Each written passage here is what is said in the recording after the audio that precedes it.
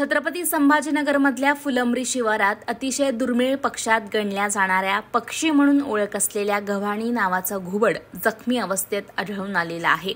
5 ते 6 दिवसांपासून ते फुलंब्री येथील सार्वजनिक बांधकाम विभागाच्या कार्यालयाजवळ असलेल्या रामफळाच्या झाडावर बसलेलं होतं। गेल्या 5 ते 6 दिवसांपासून हे घुबड एकाच ठिकाणी असल्यानं आश्चर्य व्यक्त केलं जात होतं। मात्र या घुबडाला स्थानिकांनी निरखून पाहिलं असता ते जखमी अवस्थेत पाहायला मिळालं। या पक्षाच्या एका पंखाला दुखापत झाल्याचं पाहायला मिळालं, त्यामुळे त्याला उडता येत नव्हतं।